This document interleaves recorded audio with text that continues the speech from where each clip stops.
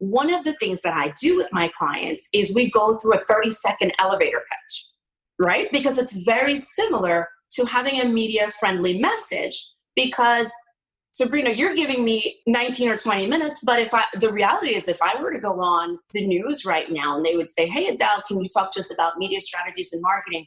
They might give me 3 minutes. And so I'd have 3 minutes to very concisely educate and entertain and give that information to them in the most compelling way, and then give them a call to action quickly, right, to drive that business.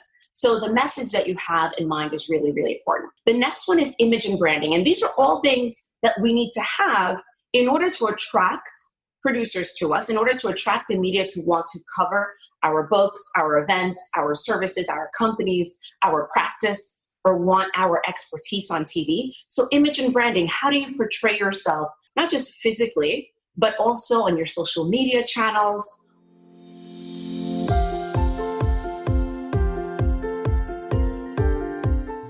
Hey there, my friend. Welcome to the Powerful and Passionate Healthcare Professionals Podcast. I'm your host, Sabrina. I am a cardiothoracic surgery PA with a background in public health and neuroscience. I'm also your peak performance coach.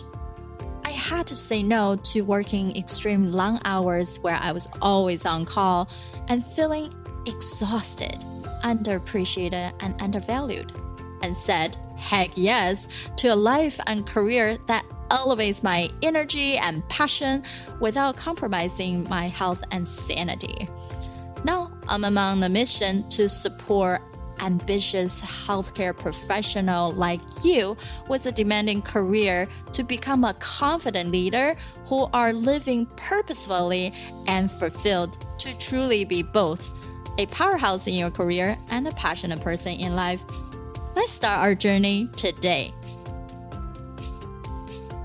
Hi, my friend. How are you? This is your host, Sabrina. So today's episode is a special one, extracted from the virtual summit to power our healthcare professionals back in 2020, especially in the heat of pandemic, where we donate all the proceeds to the foundation at Cigna, where they had a fund to help those who has passed away, especially healthcare professionals, where they left their family behind. So this has a special meaning, and I hope you enjoy this episode. Now, if you wanted to be on the wait list for any of my in-person or virtual event coming up, go to sabrinarunbeck.com/summit. Without further ado, enjoy today's episode. Hi, Adel. Please introduce yourself. Hello. It's so great to see you. I know, right? I think it's so fun that even with the pandemic, we have technology. Yes, we can't go to conferences anymore in person. You start losing that. I can see my audience. I can see you guys. I know your feedback right away. But at least we have the chat box, Yes. I'm so excited to be with you, Sabrina, and with your audience. This is awesome. So thank you for having me. Yeah, thanks for joining us. I know for you, you're being in the realm of media for so long. So tell us a little bit about yourself. How did you get into it? What's your passion about this field? Thank you so much. And thank you again for having me this evening. And my name is Adel Wilson, and I am a 2-time best-selling author and a speaker, coach, media coach as well. And I teach mainly entrepreneurs and professionals how to present with power, poise, and style on camera, get booked on television and media, and become a celebrity or a thought leader in their industry. And we do that to help elevate their brand, grow their business or medical practice in this case, and attract better quality clients or more patients to their practice. So how did I get started? Well, I'll take it all the way back to when I was 5. My mom put me in a pageant when I was 5 years old. And I can't say I enjoyed the pageant, but for some reason I did enjoy the interaction with the audience.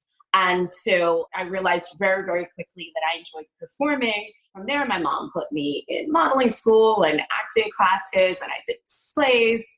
And then I started doing commercials and worked as an actress professionally in New York. Commercials and shows. I did 2 daytime dramas, One Life to Live, and All My Children, and lots of voiceover work, lots of TV work. I wasn't a huge fan. I love being on stage and I love speaking, but for some reason I wasn't a huge fan of live plays. So everything that I loved had to do with the camera. I never met camera I didn't love, so. So I started doing that, and then, well, I should take it back.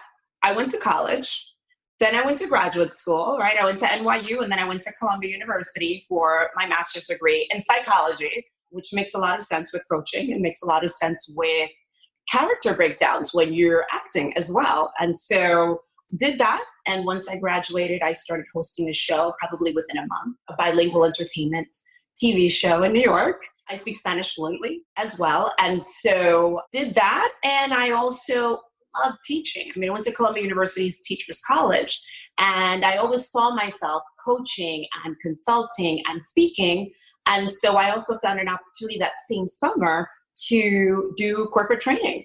So I was doing corporate training at the same time that I was acting and going on auditions and working. So that made for really nice kind of marriage, if you will. That's how I got started. That's so fun, right? Like you started from like really childhood and just getting into it. And then who knows, it blossomed into something amazing and taking you from many different areas in the East Coast. Yeah, New York is such a big field, right? Like everyone wanted to crowd in there, or they will go to Hollywood. Like there's two extremes. And you found your excitement, like you found psychology. And yes, most things about branding is about putting a voice out there, pivoting yourself into a position that becomes unique. And then you become having this fun time with just talking and delivering these awesome messages, right? What do you think is the key thing when we talk about branding and getting yourself into these media outlets? Yeah, absolutely. So I'd love to share with you if I can, but I have 7 strategies that I teach my clients when I train, when I coach. It's also in my latest best-selling book, Celebrity Media Secrets. This might ring true from the last 5 minutes, but 7 simple steps to present with power, poise, and style on camera, get booked on TV and media, and become a celebrity in your industry. And as you can imagine, as a good psych student and graduate, my first step is mindset. So mindset, yes. Do you like that, Sabrina? I think you do.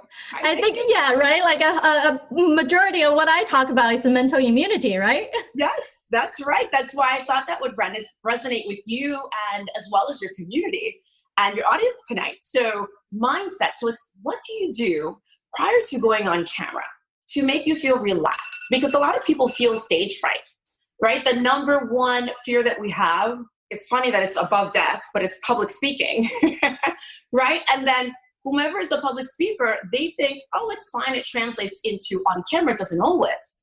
So you could have a physician delivering an amazing CME conference, but then you put a camera in front of them and they choke a little bit.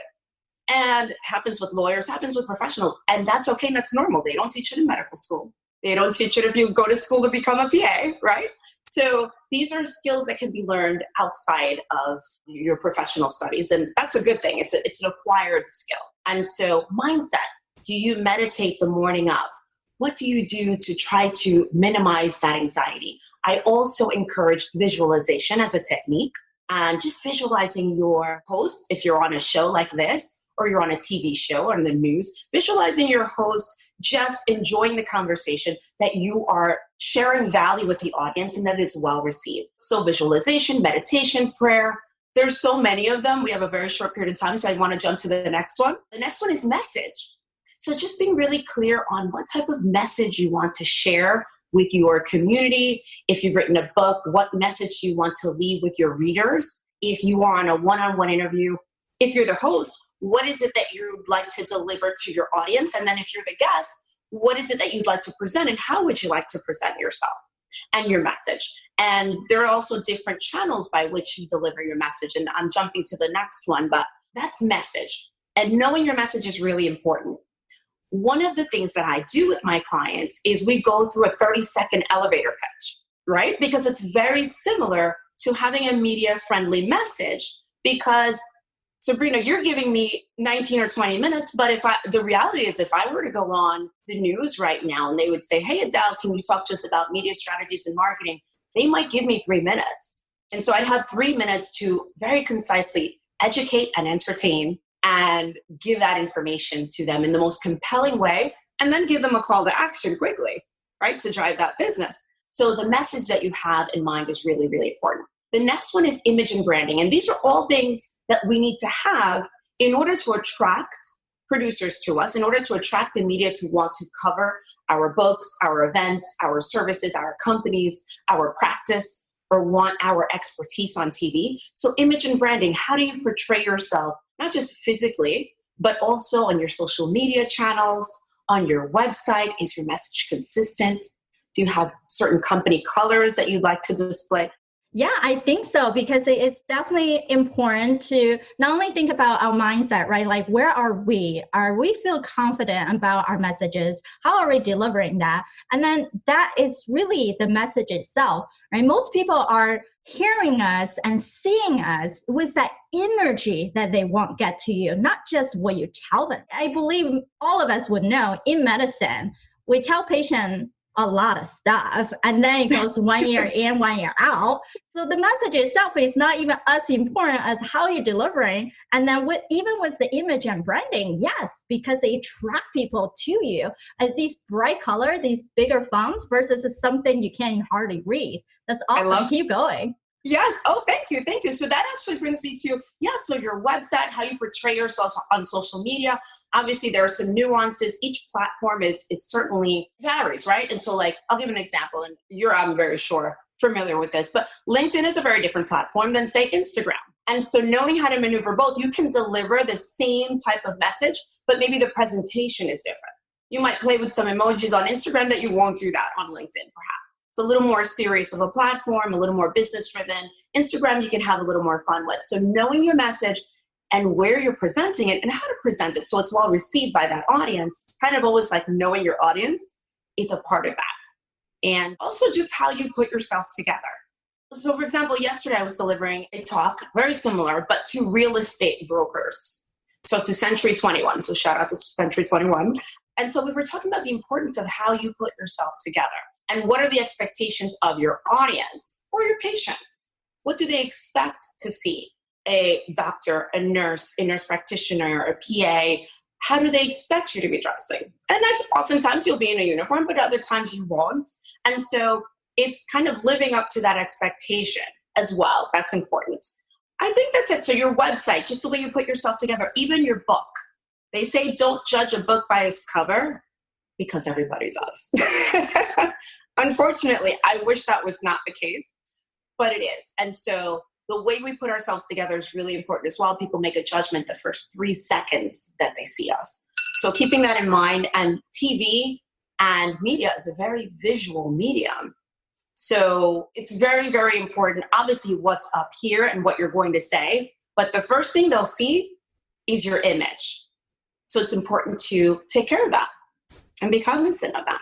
So the next one is really important. It's media. So my 7 steps are either an M sound. I played a little bit with alliteration, or either an M or M sound. So mindset, message, image, media is the next one. And when I say media, we're talking about getting trained, right? So you want to be prepared to go on camera. Going on camera is not the same as speaking at a conference or delivering a training to 20 or 25 people or even 1,000 people. Something happens when a camera and lights are around, especially if you have a very big, if they called you to be on a big set, like a big TV show, and all of a sudden you have a 14-person crew, 3 cameras, 6 lights, and you're like a deer in headlights. What you don't want to be is like a deer in headlights, because you want to seem like this is what I do all the time. Yeah, just natural. And you want to be able to connect with the camera, just like you're talking to your best friend. So all of these techniques that I'm speaking about will help you there. But getting a media coach is really, really important. So that person can train you in the way to put your message together in a media-friendly way, that you can have a 1 minute, a 3-minute version. And then, of course, if you're on a longer video podcast, or if you're on a virtual summit like we are today, you might have a little bit of a longer time to convey your message. And so all of those things a good qualified media coach can show you and they can teach you about. Also, you asked the question or you mentioned in the beginning about attracting media to you, right? And how do you get producers to become interested in your brand or your business, or to want to cover your story or to have you on their show? And one of the things you want to have media assets. Now, what do I mean by media assets? You want to have professional headshots. So it's nice if you have a friend, a neighbor that likes, they have a hobby and, they're like, Sabrina, let's take your picture. But that's great. That's good practice. But I would say take it to the next level and elevate a little bit more and enlist a professional photographer, someone who's experienced, that you've seen their work, that you respect their work as well. And so what you want to have is that photograph. I would say do a whole entire session, but you can have one branded photograph that you use across different platforms so that people, when they see you, they recognize you. Oh, that's Sabrina, that's Adel, that's Marie. And so one recognizable branded headshot. Maybe you use that same headshot on your book cover, if you have a book as well, on your website. And you use it in your talks, and maybe you have a poster of yourself when people go to, finally, when we're allowed to do real in-person events, maybe you have that big poster at the front of your event when people sign in, that sort of thing. So that's one media asset, your headshot. Then the other one I would also recommend is something called a sizzle reel. Have you heard of that before? It's also called a demo reel. Yes? So a demo reel or a sizzle reel, the best way to describe it is almost like a video resume. Again, the second media asset and there's a number of them, but these are the best ones that you really want to have. So you want to have your headshot, so you have a professional photograph, and then you want to have what's called the sizzle reel, which is like a video resume, if you will. So you might be thinking, Adel, well, how do I get a video resume? I've never been on video. I've never been on camera. Well, there's a number of ways. If you've been on camera, I'll take a step back. If you've been on camera, if you have been on a video podcast or you've done a YouTube video, well, you can compile a number of those clips together. And a sizzle reel should not exceed, say, 3 minutes. Really, the sweet spot is 1.5 to 2 minutes. If you have a ton of experience, it might go to that 3 minutes. What's good about a sizzle reel is you'll have clips of yourself on the summit. Then you'll have a clip of yourself maybe on YouTube. Then you'll have another clip of you being interviewed. Then maybe you have something from the local news that you have a clip, and you string those together, and you do that professionally, and you can present that, and you can present it on stage prior to going on stage in lieu of someone introducing you, or in addition to someone introducing you.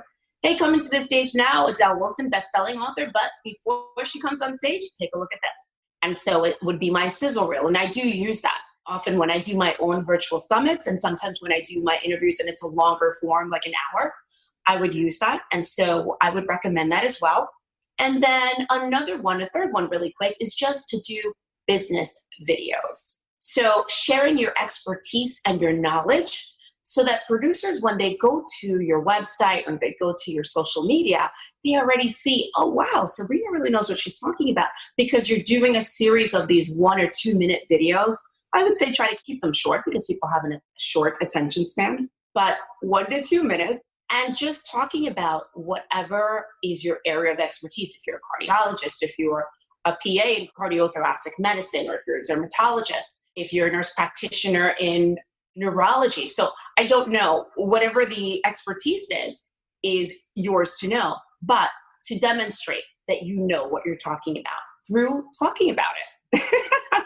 Demonstrate it through actually demonstrating it. So another one could be through your book.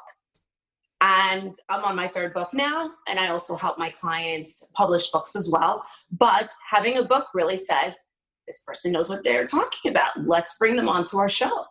And it also keeps it interesting. You have a prompt to show, and you have more information to get into if that's what they want to, if the host so decides. And so those are a few media assets that I think are really, really good to attract the media to you. And one other part I'd like to answer before I jump to the other 3. So if there's a particular show that you'd like to get on, you're watching TV and you're like, I think I could be on CNN, or I think I could be on Fox News, or I think I could be on local news. It's interesting if you see someone having already covered your subject, and then when the credits roll, pay attention to who the producer is of that show and try to get in touch with them. Send them an email.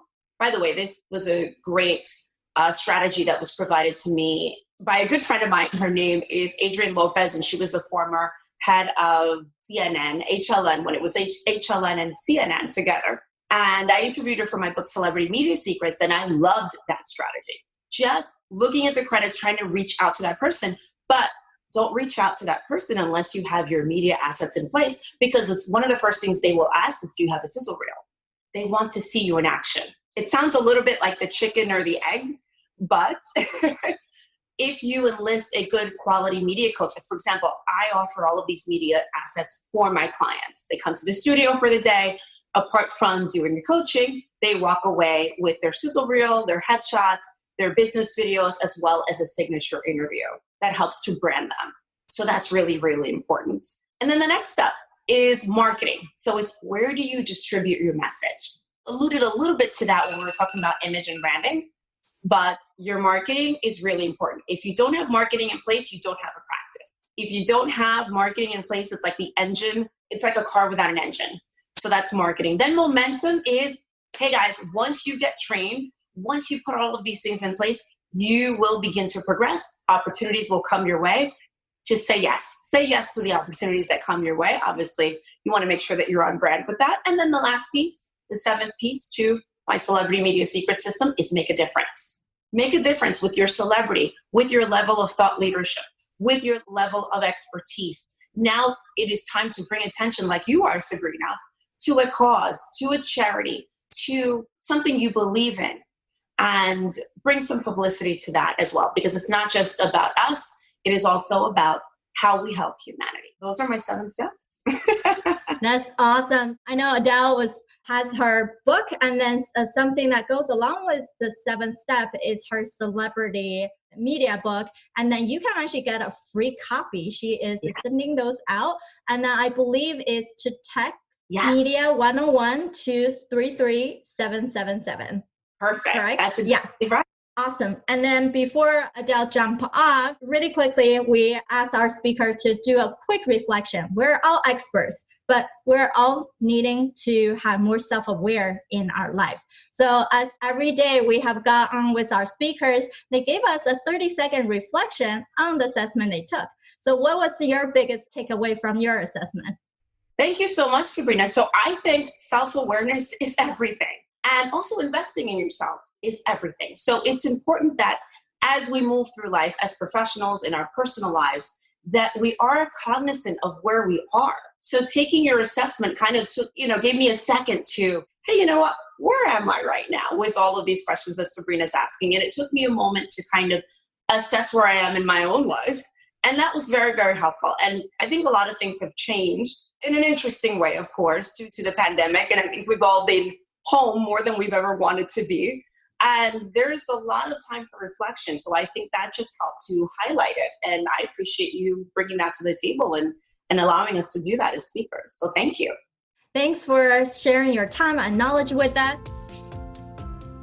All right, my friend, how did you love this episode? Make sure to subscribe to our show so you can continue to build your positive intelligence for that beautiful mind of yours to live powerfully and passionate. I know this is just the tip of the iceberg. You probably have a lot more questions on actually how do I implement those things into my own life? Well, this is the solution. Joining us inside the private Facebook group, go to facebook.com/groups/powerful passionate, where I go live weekly to answer any questions that you have and continue to put more resources for you to help you to get to that point. You can be both powerful and passionate, where you're no longer working on any mundane work and truly focusing on the things that matter. You can be both powerful and passionate, where you can overcome any mental roadblocks keeping you from success. You can be both powerful and passionate, where you feel energized from the moment you woke up to the time you go to bed. Join me, and together we can create a life where you can be both powerful and passionate.